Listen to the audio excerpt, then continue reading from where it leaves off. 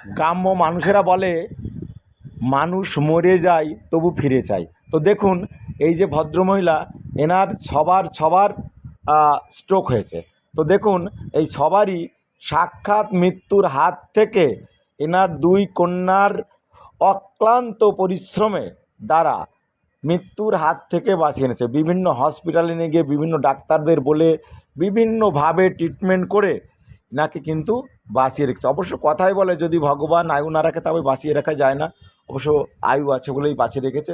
তো দেখুন, এত কষ্টের মধ্য দিয়ে ইনি হাঁটতে পারে না, চলতে পারে না, বা হাতখানা পঙ্গু হয়েছে, কিন্তু এই যে দুজন ডাক্তারবাবু দেখুন, এই জন্য ডাক্তারদের ভগবান বলা হয়।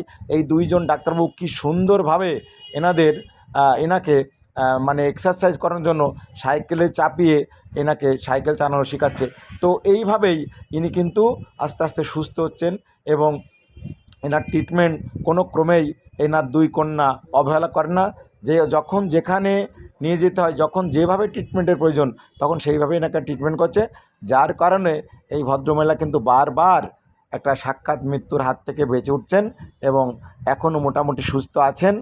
এখনও তাকে বিভিন্নভাবে ট্রিটমেন্ট করা হচ্ছে। এই লাস্টের বার আপনার এই স্ট্রোক হওয়ার পরে প্যারালাইসিস হয়ে গেছে, এবং তার ট্রিটমেন্ট এখন চলছে। দেখুন কীভাবে